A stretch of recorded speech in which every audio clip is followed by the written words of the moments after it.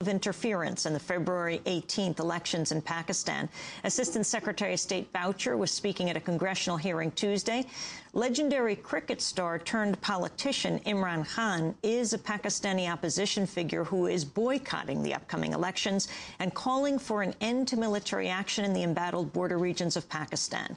The staunch critic of Musharraf is the founder and chair of the Movement for Justice Party, known in Pakistan as Tehreek-e-Insaf.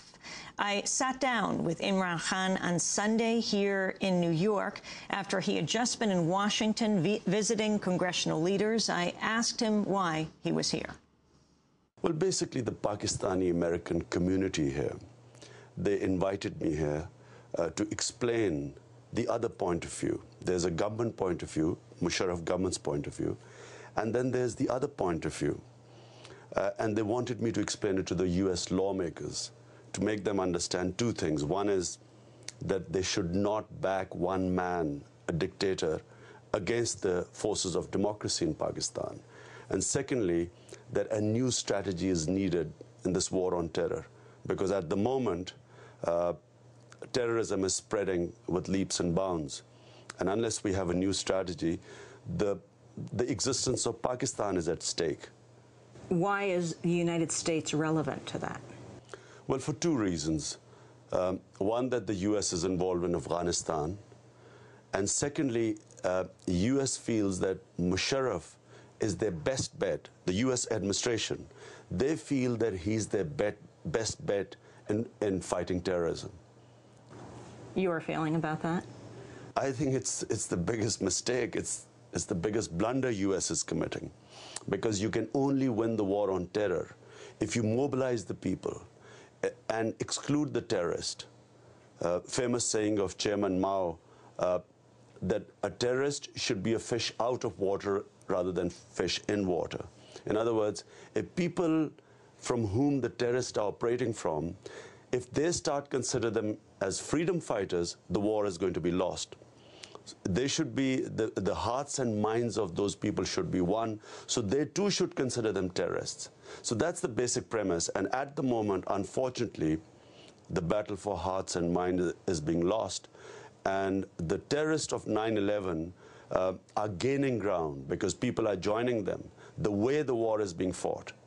Who do you see are the terrorists, Imran Khan? Well, the terrorists really were the Al-Qaeda. Taliban were just religious fundamentalists. They were not terrorists. And they inherited Osama bin Laden. I mean, Al-Qaeda was already in Afghanistan when the Taliban took power.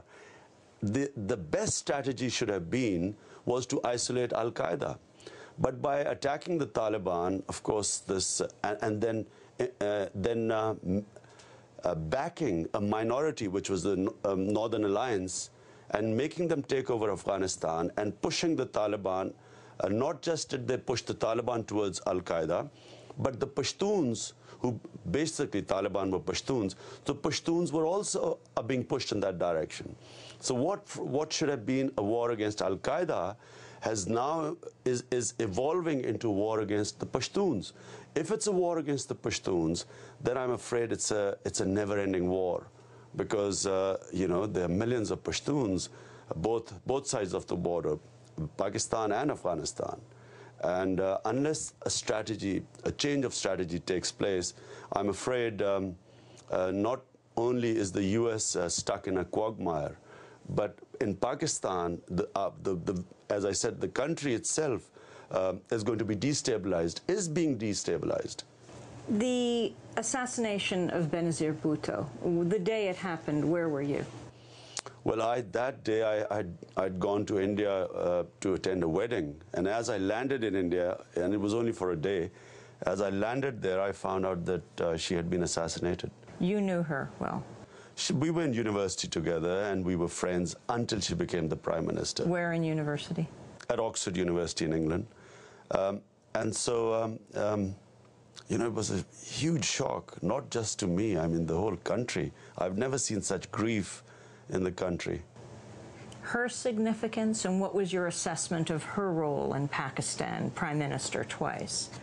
Well, very significant because she represented one of the two major parties in Pakistan. I did not agree with her politics, because I felt that she wanted U.S. backing to get into power in Pakistan, and the U.S. did back her. And then she was prepared to do a power-sharing deal with a military dictator, who's Musharraf, and a U.S. brokered power deal where she would share power with a military dictator and abandon people like us who were fighting for democracy in Pakistan. So I did not agree with her tactics. Why was the U.S. involved with that? Why did she work with the U.S.?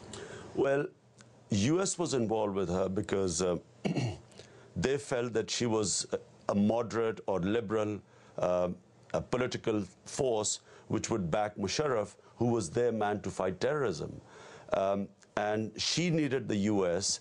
and she needed Musharraf. The reason, in my opinion, and in fact, opinion of most people in Pakistan, she needed them because she was stuck in corruption cases, Switzerland and in Spain, and she needed Musharraf to be on her side so that the Pakistan government would not pursue these corruption cases. Who do you think killed Benazir Bhutto? Very difficult to say. It could have been any of the various groups that are now fighting the Pakistan army. And Benazir had specifically stated that she would fight against Al-Qaeda, against Taliban, against the fundamentalists. So clearly all those groups, and this is not one group now, there are various groups now, which is why I think that this, the way the war is on terrorism is being fought, is actually creating more terrorists. So there are various groups now, and so all of them would have been gunning for her. And secondly, it could also have been the stakeholders, people who have been in power for 5 years, who were threatened by her. And that's why an independent inquiry is needed. Meaning Musharraf? Well, Musharraf and the political forces supporting Musharraf. At that time of the assassination, it has now come out that the United States quietly approved $500 million worth of fighter jets to go to Pakistan, Lockheed Martin jets. What do you think of that? Well, look, there are two different things. Well, one, the reason why the U.S. is supporting the Pakistan army is because the Pakistan army is now the frontline army in fighting not just Taliban, but the people of the tribal area who now are moving towards the Taliban because the Pakistan army went into the tribal area and used the tactics which have alienated the people, like bombing from helicopter gunships, fighter jets, bombing villages, women and children dying. And so the whole tribes are now turning against the Pakistan army. So as I said, the way the war on terror is being fought, it's pushing more people on the other side. So the U.S. is supporting the Pakistan army because it's basically started off fighting the U.S. war on terror. And so when it's supplying it equipment, because it thinks it's doing the job which, if the Pakistan army wasn't doing it, the U.S. army would have to do it.